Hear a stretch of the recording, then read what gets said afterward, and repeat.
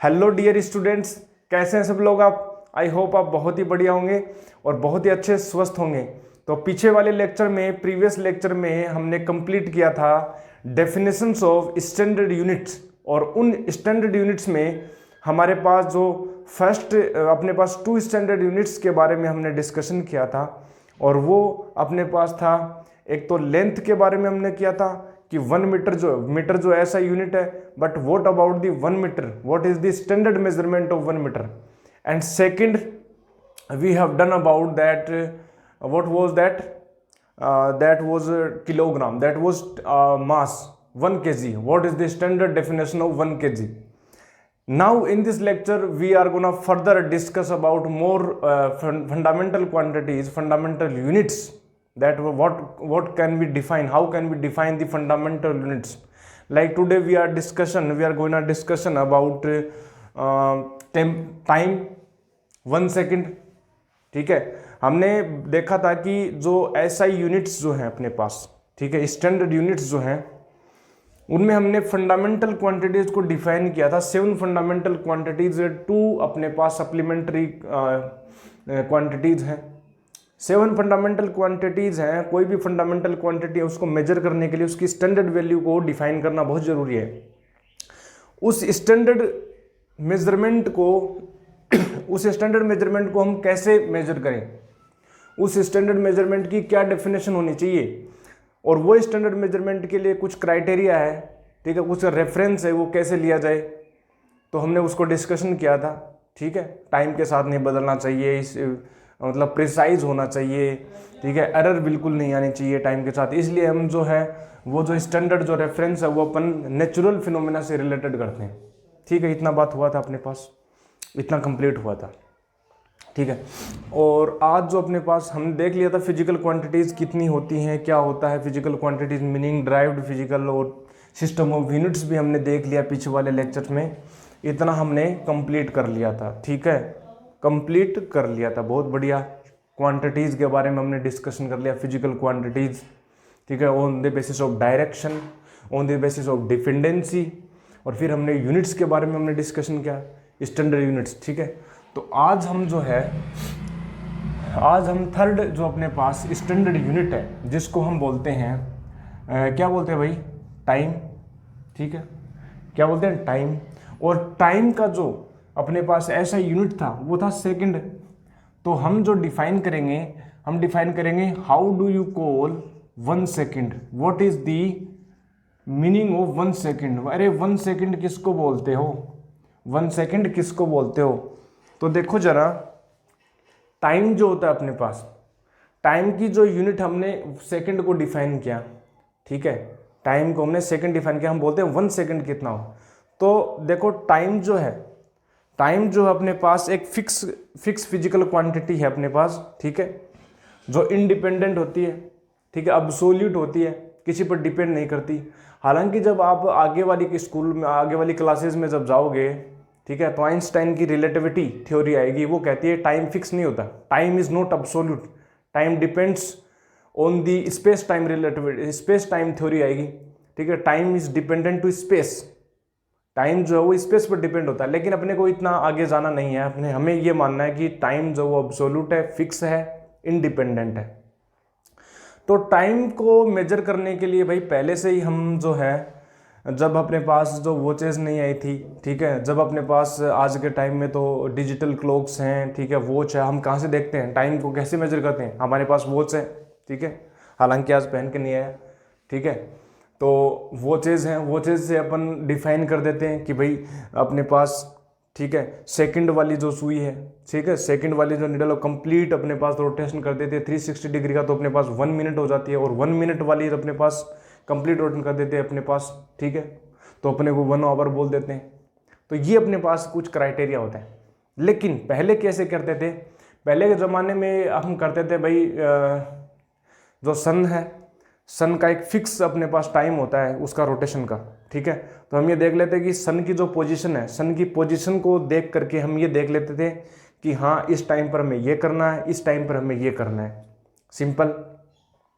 तो टाइम को चेक करने का सिंपल तरीका है, जो भी चीज़, ठीक है, जो भी फिजिकल थिंग अपने पास जो पीरियोडिक मोशन कर रही है, जो अपने पास एक फिक्स टाइम इंटरवल के बाद में अपने आप को रिपीट कर रही है, that can be taken as a reference of measuring time, calculating time.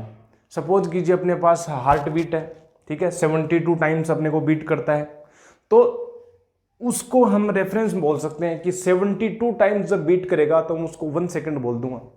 तो 72 टाइम बीट किया, 1 सेकंड बोल दिया, ठीक है। या कई बार हम टाइम को मेजर करने के लिए, आपने देखा होगा मूवीज में, ठीक है, मैंने तो बहुत देखा है, ठीक है, बहुत बढ़िया।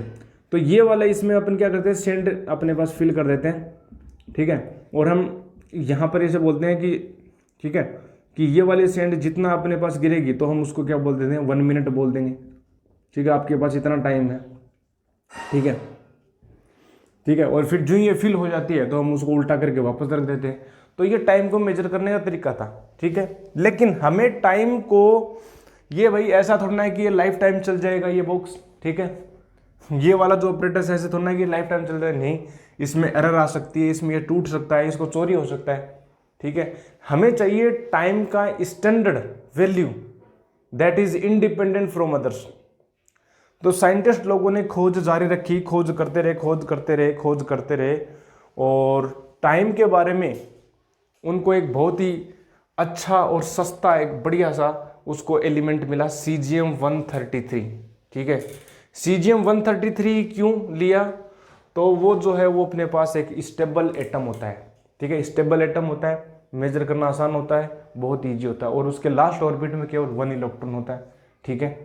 तो उन्होंने क्या बोला कि अपने पास 1 सेकंड, ठीक है, 1 सेकंड उन्होंने कैसे बताया कि 1 सेकंड कितना पीरियड होता है, कितना टाइम, कितना अमाउंट ऑफ टाइम होता है 1 second.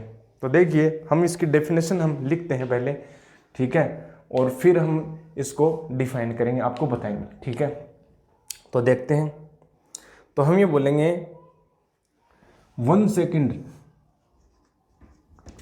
1 second, 1 second is the period of time या amount of time, period of time, period of time in which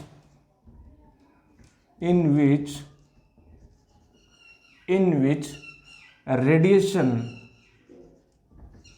in which radiation corresponding to radiation corresponding to two hyperfine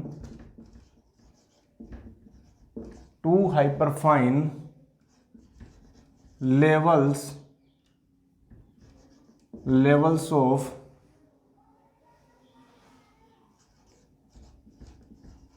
ground state of cesium 133 atom, ठीक है, radiation corresponding to 2 hyperfine level ground state caesium 133 atom completes its, जो एक अपने पास numerical value है, कितनी है वो बहुत ही कॉम्प्लिकेटेड है भाई, मेरे को तो याद हुई नहीं, आप अपना देख लेना, तो इसलिए मैं इसको लिखने जा रहा हूं, ठीक है। 1 सेकंड रुकना आप। तो अपने पास जो है कितनी थी अपने पास, उसकी जो वैल्यू है अपने पास, जो रोटेशन की जो वैल्यू है अपने पास वो थी मेरे बच्चे 9192, और अपने पास थी 631, ओहो हो इतने, ठीक है, कंप्लीट इट्स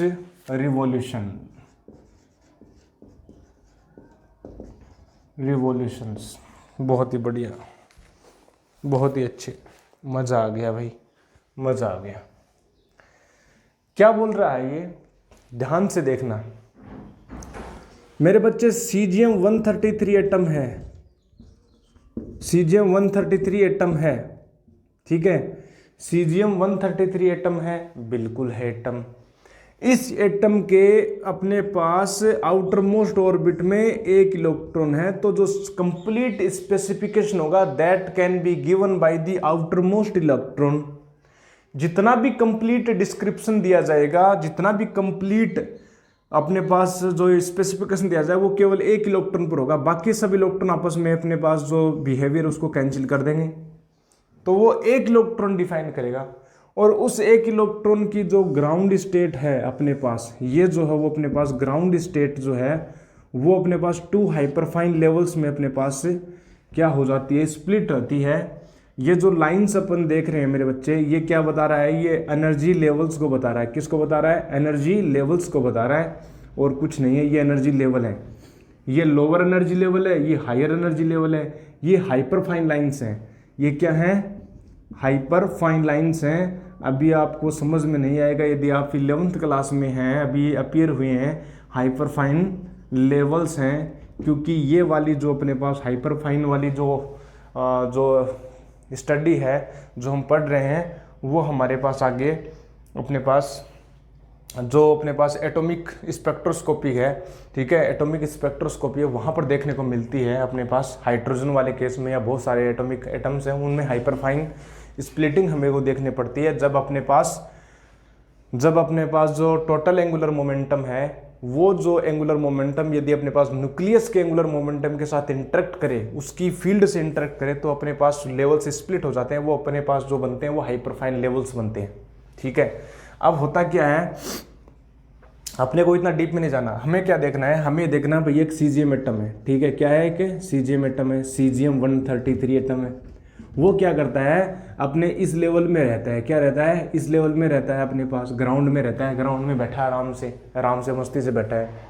तो होता क्या है, जब अपन बाहर से अपने पास एनर्जी देते हैं, ठीक है, इन दोनों लेवल्स के करस्पॉन्डिंग अपन एनर्जी देते हैं, इतने एनर्जी गैप के अकॉर्डिंग अपन एनर्जी देते हैं, तो ये जो है अपने पास एटम वो हायर एक्साइटेड स्टेट में चले जाता है, और वहाँ पर जो है माइक्रो सेकंड्स के लिए रहता है, 10⁻⁷ -8 -9 सेकंड के लिए रहता है। फिर वो वापस से अपनी ग्राउंड स्टेट में आता है। वो तो कहता है मुझे तो पसंद नहीं है मेरी हायर स्टेट, ठीक है, मेरे को तो मेरा कंफर्ट जोन में जाने दो। तो वो क्या करता है, वापस से अपने ग्राउंड स्टेट में आ जाता है। अब वापस से जब आएगा तो अपने पास जो वो एक फ्रीक्वेंसी अपने रेडिएशंस को इमिट करेगा। क्या करेगा?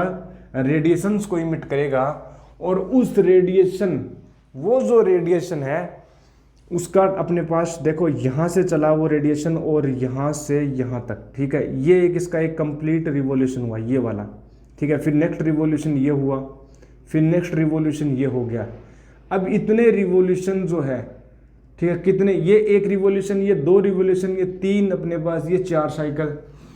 अब इन साइकिल्स की संख्या यदि मैं ये ले लूँ, इन साइकिल्स की संख्या यदि मैं ये ले लूँ, अपने पास 9192631770, इतने रिवॉल्यूशंस लेने में जितना टाइम लगता है उस टाइम को बोलते हैं बेटा 1 second.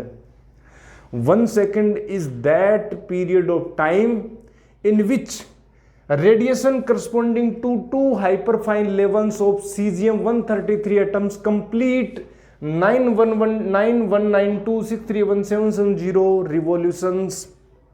That is called 1 second. That is called 1 second. वाह जी वाह, इतना कॉम्प्लिकेटेड करने की क्यों जरूरत है? इतना कॉम्प्लिकेटेड करने की जरूरत इसलिए मेरे बच्चे, ये जो रेफरेंस है वो अपने पास स्टेबल रेफरेंस है। ये रेफरेंस है, उसको कभी चोरी नहीं किया जा सकता। ये इंडिपेंडेंट है सभी चीज़ों से, ये इंडिपेंडेंट है, ये लाइफ टाइम के लिए वैलिड है, ठीक है। इसलिए हम इन रेफरेंस को चूज करते हैं। और साइंटिस्ट लोगों ने इसी एटम को क्यों चूज किया? ये अपने पास स्टेबल मिलता है, ठीक है, और इसकी क्वालिटीज़ है। हाइपरफाइन लेवल की स्टडी करना, स्पेक्ट्रोस्कोपी की स्टडी करना ईजी है, ठीक है। तो ये अपने पास कुछ हमने देखा 1 सेकंड के बारे में। तो मेरे बच्चा 1 सेकंड अपने को पता चल गया ये होता है। तो क्या टाइम को अपन डिफाइन कर सकते हैं? बिल्कुल, टाइम को अपन मेजर कर सकते हैं, ठीक है। आवर में, आवर को भी सेकंड में बदला जा सकता है, ठीक है। बहुत बढ़िया, ये हमने देखा 1 सेकंड का अपने पास description. What do you mean by 1 second, ठीक है। तो हमारे पास जो है फंडामेंटल यूनिट्स में हमारे पास जो मेरे बच्चे लेंथ का हो गया था, ठीक है। लेंथ अपने पास फंडामेंटल फिजिकल क्वांटिटी थी, कितनी थी लेंथ अपने पास fundamental physical quantity?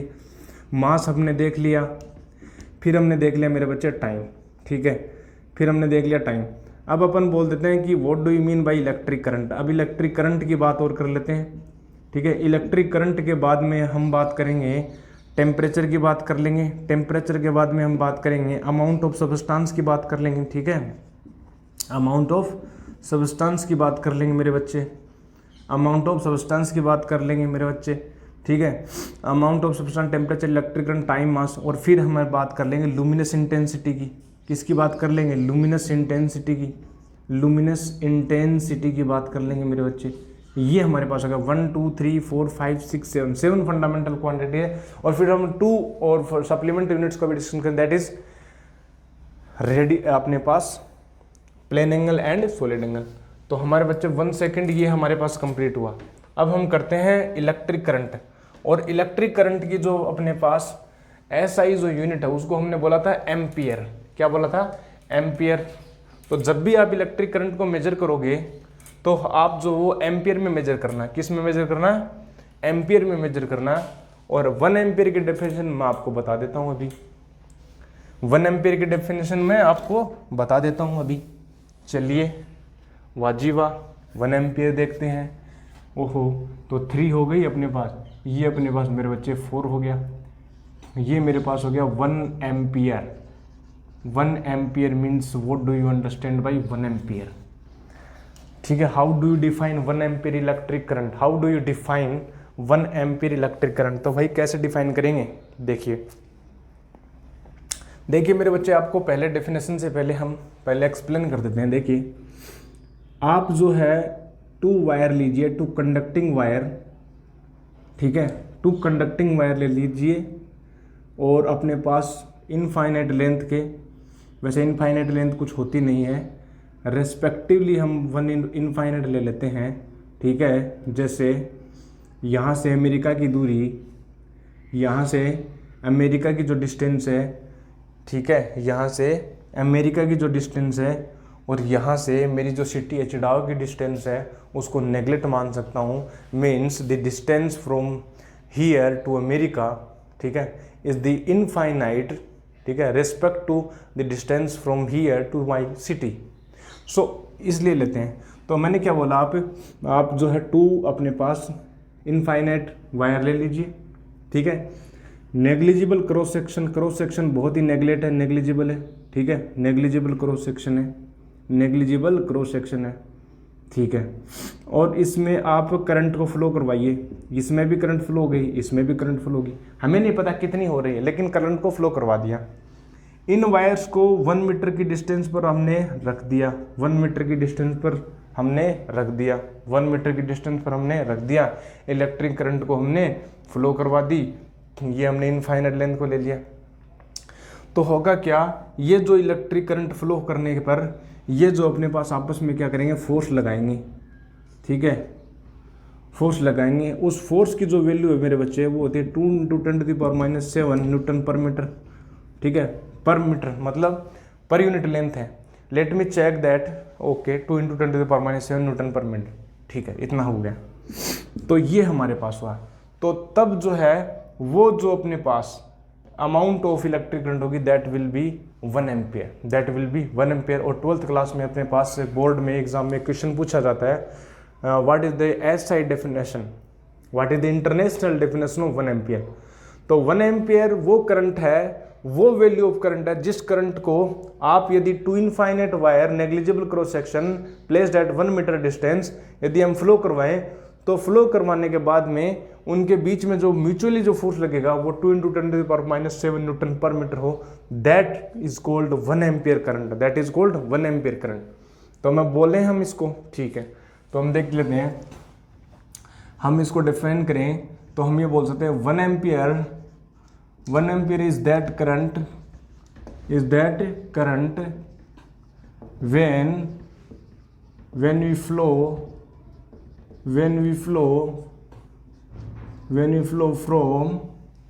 when we flow in 2 conducting wire into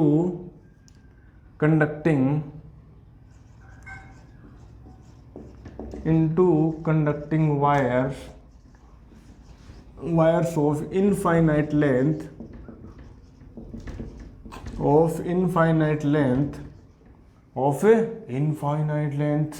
बहुत बढ़िया, and negligible cross section and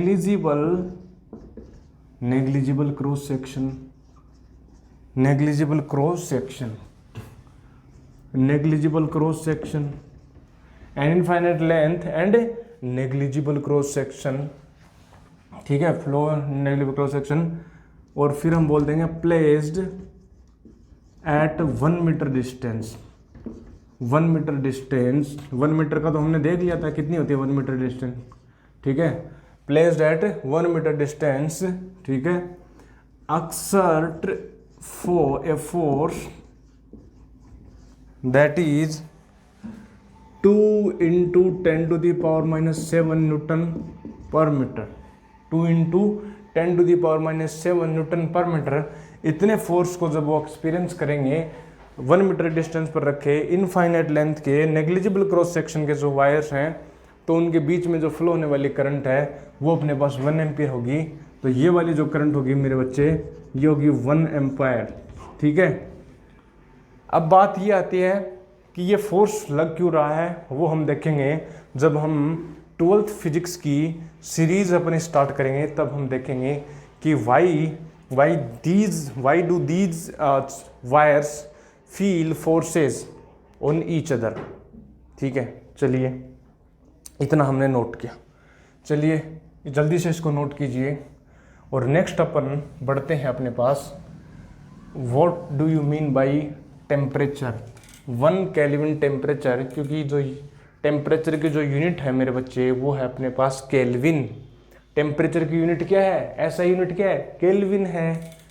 temperature क्या होता है मास्टर, टेम्परेचर कितना होता है, टेम्परेचर होता है क्या भाई, temperature is a sense of hotness and coldness, ठीक है। कोई बॉडी कितनी हॉट है और कितनी कोल्ड है, वो कैसे मेजर करते हैं, वो टेम्परेचर से मेजर करते हैं। जितना ज़्यादा टेम्परेचर होगा बॉडी की हॉटनेस ज़्यादा होगी, ठीक है, और कोल्डनेस, जब टेम्परेचर डाउन होगा वो बॉडी उतनी कोल्ड होगी, ठीक है।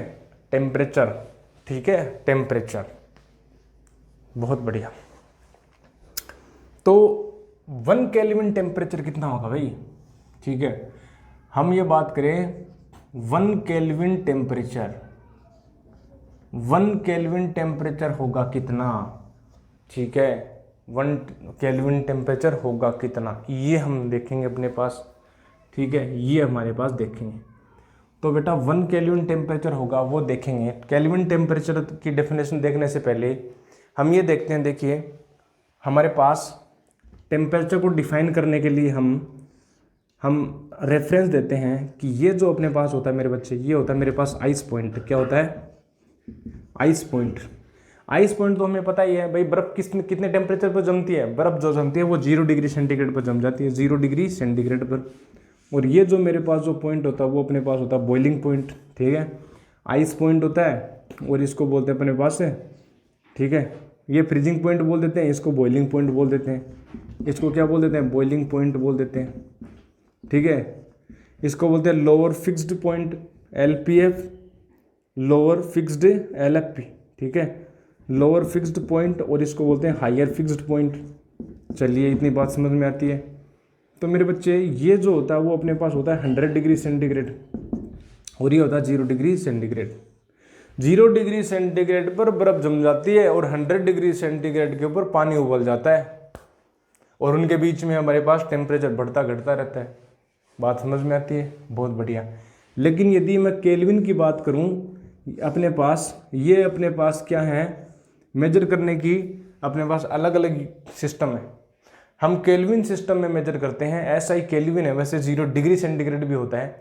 केल्विन में 0 डिग्री सेंटीग्रेड अपने पास होता है मेरे बच्चे 273.15 केल्विन, और यहाँ पर होता है 373.15 केल्विन होता है, ठीक है। एक और होता है, वैसे 3 और 2 और होते हैं अपने पास, एक और होता है अपने पास फ़ारेनहाइट, और रैंकाइन भी होता है, और एक और होता है कितना है अपने पास यही में इम्पोर्टेंट तो यही है, फ़ारेनहाइट भी इम्पोर्टेंट है, ठीक है। शायद फ़ारेनहाइट का जो होता है मेरे बच्चे यहाँ पर जो है वो 32 डिग्री फ़ारेनहाइट होता है, और ये जो होता है मेरे पास 212 डिग्री फ़ारेनहाइट होता है, शायद ऐसे ही है, चेक कर लेना भाई, ठीक है, चेक कर लेना मेरे बच्चे, ठीक है। 180 ओके, सही है, इतना है। तो यहाँ पर होता है मेरे बच्चे। तो ये बात करें कि साइंटिस्ट लोगों ने क्या किया, साइंटिस्ट लोगों ने कम से कम टेम्परेचर, आप कितना सोच सकते हो कम से कम टेम्परेचर कितना जा सकता है? देखिए जो मेन जो टेम्परेचर है, सबसे जो मिनिमम जो टेम्परेचर है, ठीक है, मिनिमम जो टेम्परेचर है वो नीचे भी जा सकता है, जिसको हम बोलते हैं माइनस का 273.15 डिग्री सेंटीग्रेड, या इसके करस्पॉन्डिंग बोले तो 0 केल्विन, ठीक है, 0 केल्विन, ये मिनिमम टेम्परेचर, ठीक है, अब्सोल्यूट टेम्परेचर है, इसके नीचे कोई टेम्परेचर नहीं हो सकता, ठीक है, क्योंकि ये वाला जो टेम्परेचर है इसके ऊपर सारी बॉडी जो है वो अपने पास उसकी जो मूवमेंट है वो जीरो हो जाती है। All body movement is zero at the 0 kelvin temperature, या जिसको बोलते हैं माइनस 273.15 डिग्री सेंटीग्रेड, ठीक है। अब हम तो बात कर रहे हैं 1 केल्विन कितना होता है, मास्टर जी आप बोल रहे हैं ये क्या बोल रहे हो आप, तो देखिए हमारे पास water, ice and vapour 3 state होती हैं, वैसे एक और होती है अपने पास, ठीक है, एक और होती है, कौन सी होती है, एक और अपने पास ये वाला, जैसे हम बोलते हैं सॉलिड, लिक्विड, गैस, और एक अपने पास जो होती है जिसमें आयंस जो हैं और आयंस और चार्जेस जो वो अलग अलग रहते हैं, ठीक है, जिसको हम बोलते हैं, नाम ध्यान में क्यों नहीं आ रहा, क्या था वो, ठीक है, अपने पास हम बोलते हैं सॉलिड, ठीक है, लिक्विड अपने पास, ठीक है, और अपने पास गैस, ठीक है, बहुत बढ़िया, ठीक है, प्लाज्मा एक होता है अपने पास, क्या होता है, प्लाज्मा, प्लाज्मा स्टेट होती है। तो प्लाज्मा स्टेट में अपने पास आयन से वो डिस्ट्रीब्यूटेड रहते हैं, ठीक है। बहुत साइंस कंडीशन स्टेट हो रहा है यार, तुम कहाँ जा रहे हो, इतनी हायर फिजिक्स में मत जाओ, ठीक है, हमें यहाँ पर देखना है, ठीक है। तो हम ये बोल रहे हैं जो वाटर होता है, वाटर, लिक्विड, वेपर, गैस और सॉलिड में अपने पास आइस, वो तीनों एक टाइम पर मिल सकते हैं, हमें एक टाइम पर हमें मिल सकते हैं, एक टाइम पर हमें मिल सकते हैं, और वो जो टेम्परेचर होगा मेरे बच्चे, वो टेम्परेचर होगा अपने पास 0.01 डिग्री सेंटीग्रेड, ठीक है, 0.01 डिग्री सेंटीग्रेड के ऊपर बर्फ, पानी और मेरे पास वॉस्प, ठीक है, vapour, water and ice all lies in same state, that is called triple point of water, that is triple point, ठीक है, ट्रिपल पॉइंट। तो ट्रिपल पॉइंट हमने बोला बेटे बच्चे 0.01 डिग्री सेंटीग्रेड होता है, और 0.01 डिग्री सेंटीग्रेड को अपन यदि अपन केल्विन में अपन डिफाइन करें तो मेरे बच्चे ये होता है अपने पास 273.16 केल्विन, ये हमारे पास आता है ट्रिपल पॉइंट। अब बात ये आती है सर आप 1 केल्विन के ऊपर तो जा नहीं रहे, आप हवाबाजी कर रहे हैं, कभी किधर जा रहे हैं कभी किधर जा रहे हैं, तो हम ये देखना चाह रहे हैं मेरे बच्चे, ये तो हमने थोड़ा बहुत डिस्कशन आपको टेम्परेचर के बारे में बताया, हमारा जो मुद्दा है वो यहाँ पर है। देखिए जो वाटर का जो अपने पास ट्रिपल पॉइंट होता है वो होता है 273.16 केल्विन, ठीक है, ये अपने पास देखिए, ठीक है, यहाँ पर आप फोकस कीजिए, ये वाला जो है, तो हमने बोला जो ट्रिपल पॉइंट है वो है 273.16 केल्विन।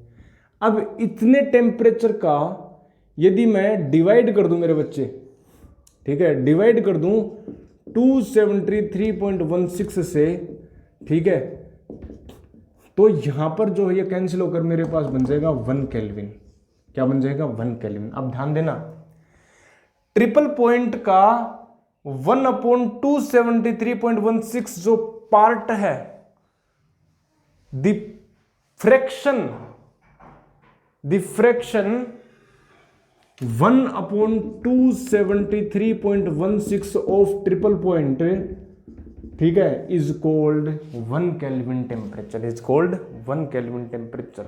समझ में आया? अरे ये जो ट्रिपल पॉइंट है अपने पास वो कितना है अपने पास, उसकी जो वैल्यू है मेरे पास कितनी है उसकी जो वैल्यूज है मेरे पास है 273.16 केल्विन।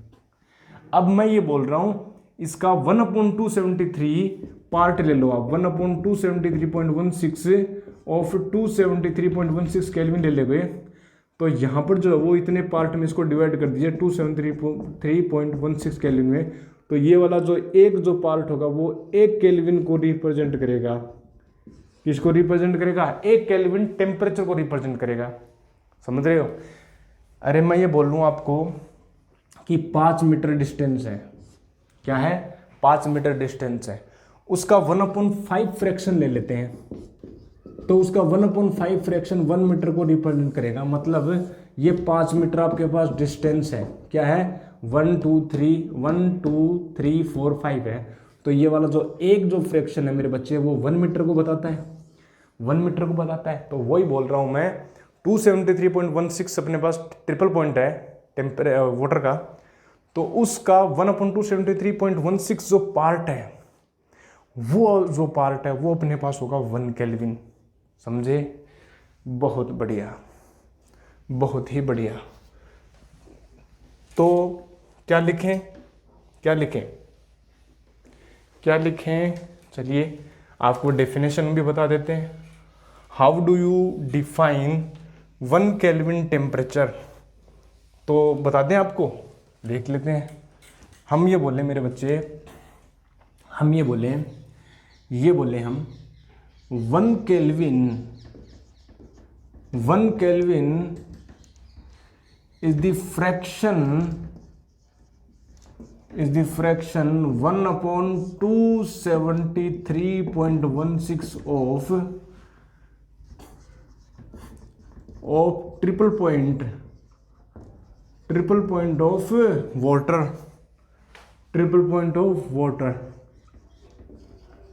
of water, इतनी बात समझ में आई? बिल्कुल। मेरे बात समझ में आई? बिल्कुल आई। शाबाश, मजा आया, वाजीवा। 1/273.16 of triple point of water. But what is the triple point? The triple point of water is the temperature at which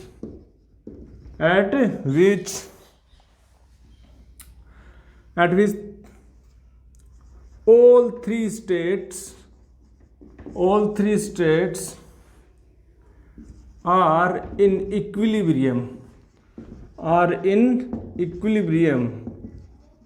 that is अपने पास water, ice and vapor exist simultaneously। ठीक है, exist simultaneously। और वो जो triple point जो होगा अपने पास, जो टी अपने पास ट्रिपल पॉइंट होगा, ठीक है, ट्रिपल जो पॉइंट होगा वो होता है 0.01 डिग्री सेंटीग्रेड, और अपने पास या इसको बोल सकते हो 273.16 केल्विन। ठीक है, इसके करस्पॉन्डिंग टेम्परेचर प्रेशर भी होता है। ठीक है, इतना केल्विन तो आपको, इतना डिग्री सेंटीग्रेड आपको टेम्परेचर रखना होगा वाटर का, प्लस में आपको प्रेशर भी रखना होगा। शायद कितना है, 0. कुछ 1 एटमोसफेयर है, क्या है ध्यान नहीं है, आप चेक कर लेना। ठीक है, ये अपने पास, ये मेरे पास हुआ मेरे बच्चे केल्विन। क्या हुआ? 1 केल्विन की डेफिनेशन पता लग गई? बिल्कुल मास्टर, मज़ा आ गया, वाजीवा। चलिए देखते हैं आगे, नोट कीजिए। 1 केल्विन, इतनी बात आपको समझ में आई? ठीक है, 1 केल्विन इतनी बात समझ में आई। तो 1 केल्विन क्या होता है? ठीक है, it is a fraction of triple point 1/273.16। ठीक है, फ्रैक्शन ऑफ। ठीक है, ये मेरे बच्चे, ये हमारे पास बहुत बढ़िया टुकड़ा। ठीक है, फ्रैक्शन। चलिए अब हम आगे डिस्कस करें। हमारे पास बच गया, हमारे पास क्या बच गया? हमारे पास इलेक्ट्रिक करंट हमें बोल दिया था। ठीक है, लुमिनस इंटेंसिटी और अमाउंट ऑफ सब्सटेंस बच गई। तो अमाउंट ऑफ सब्सटेंस अपने पास ये हो गया अपने पास 6 वाला। तो हम उसको बोलेंगे 1 मोल। हाउ डू यू डिफाइन 1 मोल, ठीक है, हाउ डू यू डिफाइन 1 मोल, या हम इसको सबसे पहले हम 1 कैंडेला ले लेते हैं, ठीक है, 1 कैंडेला ले लेते हैं। चलिए 1 कैंडेला हम डिस्कस कर दें। 1 कैंडेला क्या होता है अपने पास मेरे बच्चे, लुमिनस इंटेंसिटी की अपने पास ऐसा यूनिट होती है, लुमिनस इंटेंसिटी, ठीक है, इट इज़ दी ऐसा यूनिट ऑफ लुमिनस इंटेंसिटी। अब लुमिनस इंटेंसिटी क्या होता है, लुमिनस इंटेंसिटी बोले तो चमक, ठीक है, ज्योति तीव्रता, वो वाली ज्योति नहीं है, ज्योति तीव्रता, ज्योति मतलब अपने पास प्रकाश की ज्योति, ठीक है, वो वाली ज्योति की मत सोचो आप, ठीक है ना, बहुत बढ़िया, सोचना भी नहीं है, मैं भी नहीं सोच रहा, ठीक है, मैं सोच रहा हूँ कि जो ट्यूबलाइट लगी हुई है, ठीक है, ये अपने पास ज्योति इमिट कर रही है, ठीक है, लुमिनस, ठीक है, लुमिनस को वो कर रही है अपने पास, चारों ओर फैला रही है, ठीक है। अब ये जो लुमिनस है इसकी चमक तो होगी कुछ ना कुछ, ये चमक रही है, ग्लो कर रही है। अब मैं इसकी वोट बढ़ा दूं, ठीक है, ये अपने पास जो है, ठीक है, ये अपने पास 12 वोट की है, मैं इसकी वोट बढ़ा दूं, 20 वोट कर दूं, 25 वोट कर दूं, तो इसकी ग्लोनेस है, उसकी जो चमक है, उसकी लुमिनस इंटेंसिटी वो बढ़ जाएगी, लुमिनस इंटेंसिटी इसकी बढ़ जाएगी और वो ज़्यादा चमक पैदा करेगी, ज़्यादा चमक पैदा करेगी। अब पॉइंट ये है इस चमक को मेजर कैसे करें, तो उस चमक को मेजर करने के लिए ऐसा यूनिट आती है 1 candela. But how do you define 1 candela, what is the 1 candela means, what is the exact value 1 candela, how do you define 1 candela. तो 1 कैंडेला को डिफाइन करने के लिए एक रेफरेंस बनाया गया, कमेटी बनाएगी साइंटिस्ट लोगों की, और उन्होंने बोला कि 1 कैंडेला को डिफाइन करो, सभी साइंटिस्ट लोग आ जाओ और 1 कैंडेला को डिफाइन करो, what is the actually 1 candela means. तो 1 कैंडेला को उन्होंने एक ऐसा रेफरेंस के तौर पर डिफाइन किया गया कि वो जो रेफरेंस है वो कभी डिस्ट्रॉय नहीं होगा, वो डिपेंड नहीं होगा एक दूसरी चीज के ऊपर, क्योंकि ये फंडामेंटल क्वांटिटीज है, ये एक दूसरे पर डिपेंड नहीं करती, इनकी खुद की डेफिनेशन, इनका खुद का वर्चस्व होता है। तो 1 कैंडेला को उन्होंने ये बोला कि आप जो है 1 कैंडेला की डेफिनेशन, हमें ये बोला कि 1 कैंडेला कितनी चमक है, तो उन्होंने बोला कि आप एक स्फीयर ले लीजिए, क्या ले लीजिए, एक स्फीयर ले लीजिए और उसके सेंटर पर एक ग्लोइंग ऑब्जेक्ट रख दीजिए, क्या रख दीजिए, एक मोनोक्रोमेटिक लाइट का सोर्स रख दीजिए, एक मोनोक्रोमेटिक लाइट का सोर्स रख दीजिए, ये हमने रख दिया सोर्स, ठीक है, जो केवल मोनोक्रोमेटिक लाइट मतलब एक वर्णी प्रकाश, मतलब एक रंग का प्रकाश इमिट करेगा, जिसकी फ्रीक्वेंसी फिक्स होगी, जिसकी फ्रीक्वेंसी वेवलेंथ फिक्स होगी, और वो लाइट जो है उसको जब आप ग्लो करोगे, वो जो इमिट करेगा अपने पास रेडिएशन को, उस फ्रीक्वेंसी को इमिट करेगा, तो सभी जगह प्रकाश पैदा करेगा, सभी जगह चमक पैदा करेगा। लेकिन मैं ये बोल रहा हूं कि इसका अपने पास ये सॉलिड एंगल बनाएगा, ठीक है, क्या बनाएगा अपने पास, ये सॉलिड एंगल बनाएगा, तो किसी एक पर्टिकुलर डायरेक्शन में जो लुमिनस इंटेंसिटी वो करेगा, तो ये अपने पास जो डिस्टेंस है, उसकी रेडियस है वो 1 मीटर ले लीजिए, और ये जो एरिया है, एरिया जो अपने पास वो 1 मीटर स्क्वायर ले लीजिए, तो जो स्टेरेडियन जो एंगल बचेगा वो अपने पास 1 स्टेरेडियन एंगल बचेगा, 1 स्टेरेडियन, सॉलिड एंगल 1 स्टेरेडियन।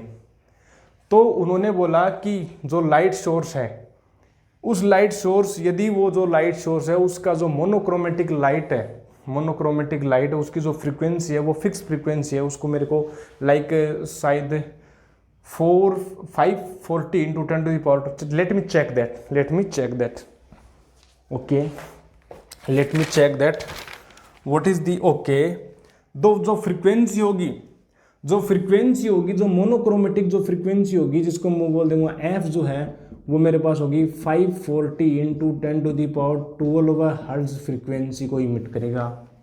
यही है, बिल्कुल है, ठीक है, ये बहुत बढ़िया, ये हमारे पास हुआ, ये जो फ्रीक्वेंसी है ये लाइट सोर्स इमिट करेगा, साथ ही साथ में ये यहाँ पर अपने पास इस वाले जो सॉलिड एंगल वाले एरिया में, ये वाला जो एरिया है, ठीक है, इसमें इसकी जो इंटेंसिटी है, ठीक है, वो कितनी होगी, 1/683, ठीक है, वोट पर स्टेरेडियन होगी।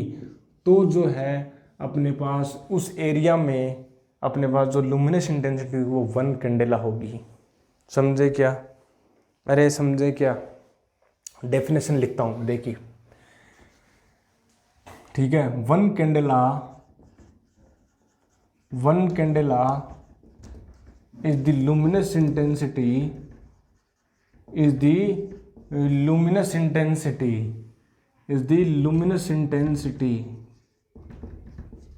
ठीक है। 1 candela is the luminous intensity in a particular direction, in a particular direction,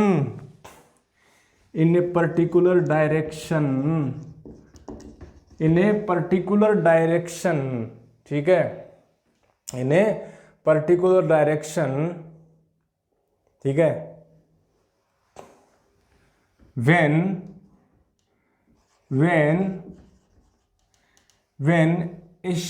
a source, ठीक है, ए अपने पास a source of अपने पास a source of monochromatic light, that is frequency, ठीक है, a source of monochromatic frequency, a source of monochromatic frequency 540 into 10 to the power 12 hertz, a monochromatic frequency 540 to the power 12 hertz produce 1/683 produce radiant frequency, produced radiant intensity 1/683 watt per steradian, ठीक है। मैंने source monochromatic frequency radiant frequency vote पर steradian, ठीक है, बहुत ही बढ़िया radiant frequency, ठीक है, पर स्टेरेडियन, ठीक है। Where source is at vertex, अपने पास इस वर्टेक्स पर रखा है, इसके शीर्ष पर रखा है, source is placed at vertex, ठीक है, बहुत बढ़िया, ठीक है, इतनी बात समझ में आती है। तो मेरे बच्चे वापस से देखते हैं, रिपीट करते हैं। देखिए, एक सोर्स है, आपने इस फ्रीक्वेंसी का आपने इस सोर्स को रख दिया, ठीक है, इस फ्रीक्वेंसी के सोर्स को आपने यहाँ पर रख दिया, ठीक है, और एक पर्टिकुलर डायरेक्शन में 1 कैंडेला वो यूनिट हो, वो अपने पास इंटेंसिटी होगी, लुमिनस इंटेंसिटी, जो इस सोर्स के द्वारा, जिसकी फ्रीक्वेंसी इतनी है, वो इतने एरिया में, ठीक है, कितना एरिया है, 1 स्टेरेडियन, ठीक है, 1 स्टेरेडियन एरिया में कितनी अपने पास एनर्जी, कितनी एनर्जी को यहाँ पर प्रोड्यूस करे, 1/683 वोट का मतलब होता है जूल पर सेकंड, और ये पर स्टेरेडियन, ये हो गया स्टेरेडियन, ठीक है। इतनी अपने पास एनर्जी को पर सेकंड पर स्टेरेडियन यदि इमिट करे, तो ये वाली जो चमक होगी, ये वाली जो एनर्जी होगी, ये वाली जो ग्लोइंग होगी, वो जो अपना ग्लोनेस होगी, जो चमक होगी, उसको बोलेंगे 1 कैंडेला। उस चमक को बोलेंगे मैं 1 कैंडेला, उस चमक को 1 कैंडेला बोलूंगा मैं, जो इस सोर्स के द्वारा, इस मोनोक्रोमेटिक सोर्स के द्वारा, 512 हर्ट्ज वाले सोर्स के द्वारा 1 स्टेरेडियन अपने पास एंगल में 1/683 जूल पर सेकंड पर स्टेरेडियन एनर्जी को, रेडियंट इंटेंसिटी को प्रोड्यूस करे, तो वो जो चमक होगी वो 1 कैंडेला चमक होगी। चमक तो होगी ना मेरे भाई, मेरे दोस्त, चमक होगी, चमक तो पैदा करेगा ना ये, अरे चमक तो पैदा करेगा ना, इस एनर्जी के करस्पॉन्डिंग जो चमक होगी उसको 1 कैंडेला बोलूंगा मैं, उसको 1 कैंडेला बोलूंगा मेरे बच्चे, उसको 1 कैंडेला बोलूंगा मैं। चलिए, इतना हुआ, नेक्स्ट अपन निपटा डालते हैं, आज ही कंप्लीट कर देते हैं। मोल और लिख लीजिए आप, फटाफट आप मोल लिख लीजिए, ठीक है, फिर इसको ख़त्म कर देते हैं हम, और फिर हम चलते हैं नेक्स्ट पोर्शन के ऊपर अपना, ठीक है। फिर हम चलेंगे 2 डायमेंशन मोशन में, फिर 1 डायमेंशन मोशन में, फिर हमारे पास रोटेशनल वाला पार्ट आएगा, सर्कुलर मोशन, पैराबोलिक, प्रोजेक्टाइल, आगे पढ़ेंगे उसमें आएगा मज़ा, इसमें भी आ रहा मज़ा। आप बस पढ़ने में इंटरेस्ट ले लीजिए। हम बोलते हैं मेरे बच्चे वन मोल क्या होता है, वन मोल क्या होता है, तो डेफिनेशन लिख देता हूँ मैं। One mole is that amount, one mole is that amount, one mole is that amount of substance, ठीक है, substance in which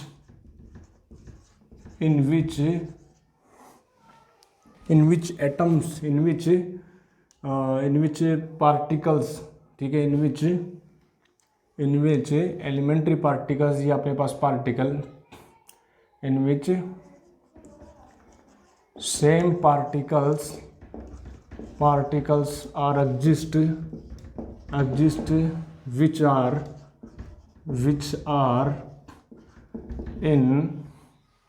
which are in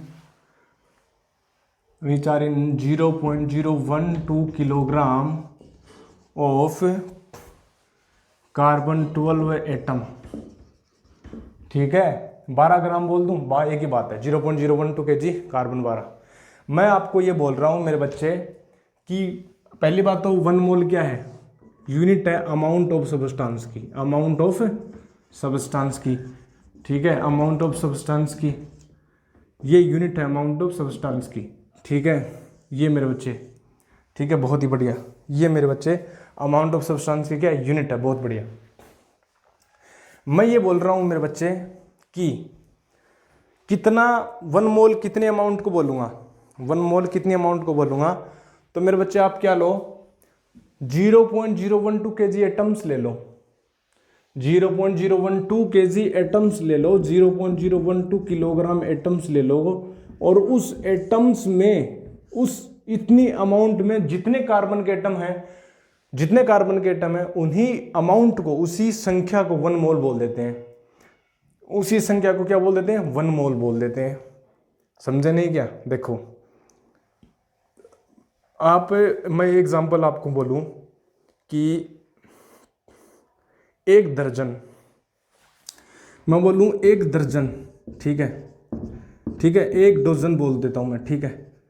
एक डोजन क्या होता है, ठीक है, कितनी अमाउंट होती है, तो मैं ये बोल देता हूं एक डोजन में, ठीक है, एक डोजन में अपने पास 12 एप्पल्स हैं, ठीक है, अपने पास 12 बनानास हैं, ठीक है। तो ये अमाउंट को बता रहा है, क्या बता रहा है, अमाउंट को बता रहा है कि 12 है। वैसे मैं बोल रहा हूं कि 0.012 kg कार्बन के एटम्स ले लो आप, इतने एटम्स 0.012 kg हैं, सपोज ये 0.012 kg आपने लिया, ठीक है, 0.012 kg आपने लिया, तो यहां पर इतने अपने पास क्या है, कार्बन एटम्स है, इतने कार्बन एटम्स है। उन कार्बन की जो एटम्स की जो नंबर होगी ना, उसी को मैं बोल दूंगा वन मोल। क्या बोल दूंगा, वन मोल। क्या बोल दूंगा, वन मोल, वन मोल। और वन मोल की जो वैल्यू अपने पास, ठीक है, ये जो अपने पास जो पार्टिकल्स जो हैं, ये पार्टिकल्स कुछ भी हो सकते हैं मेरे बच्चे, ये एटम्स भी हो सकते हैं, ये मॉलिक्यूल्स भी हो सकते हैं, ठीक है, और ये आयंस भी हो सकते हैं, कुछ भी हो सकते हैं, ठीक है। दूसरी बात, वन मोल होता कितना है, तो वन मोल मेरे बच्चे अवोगाद्रो संख्या होती है, ठीक है, 6.022 इंटू 10⁻23, ठीक है, एटम्स या अपने पास मॉलिक्यूल्स या अपने पास आयंस होते हैं, ठीक है, ये एक मोल में होता है, एक मोल में होता है, ठीक है। इसको Na से रिप्रेजेंट करते हैं अवोगाद्रो संख्या को, नंबर ऑफ, ठीक है, Avogadro, A stands for Avogadro, N means number, ठीक है, number of molecules, number of atoms. ये हमारे पास हुआ मेरे बच्चे, क्या हुआ हमारे पास मेरे बच्चे, ये हुआ मोल, ठीक है। तो मोल कितना होता है, वो अमाउंट होती है जो अपने पास 0.012 kg में जितने एटम्स होंगे, कार्बन एटम्स होंगे, ठीक है, उनको हम वन मोल बोलेंगे। इतना बात आपको समझ में आई क्या मेरे बच्चे, इतनी बात समझ में आई क्या? बहुत बढ़िया, बहुत ही बढ़िया, बहुत ही बढ़िया। तो हमारा जो है वो complete description about the fundamental units, ठीक है, फंडामेंटल यूनिट्स हमने कंप्लीट डिस्कशन आपको बताया, ठीक है। नेक्स्ट लेक्चर में हम सप्लीमेंट्री यूनिट्स स्टार्ट करेंगे, थोड़ा सा बता देंगे आपको सप्लीमेंट्री यूनिट्स, और फिर हम डायमेंशन के ऊपर जाएंगे। What do you mean the dimension, dimensional analysis हम करेंगे। क्या करेंगे? डायमेंशनल एनालिसिस हम करेंगे, डायमेंशनल एनालिसिस हम करेंगे। तो मैं मिलता हूँ आपको नेक्स्ट लेक्चर में, तब तक के लिए स्टे हेल्दी, स्टे हैप्पी, ठीक है। और do more and more outdoor activity, PUBG खेलना कर दीजिए बंद, आउटडोर एक्टिविटी कीजिए, ठीक है। हेल्थ के लिए बेटर रहेगा, बहुत ही अच्छा रहेगा। तो मैं मिलता हूँ आपको नेक्स्ट लेक्चर में, तब तक के लिए थैंक यू और thank you very much, good bye.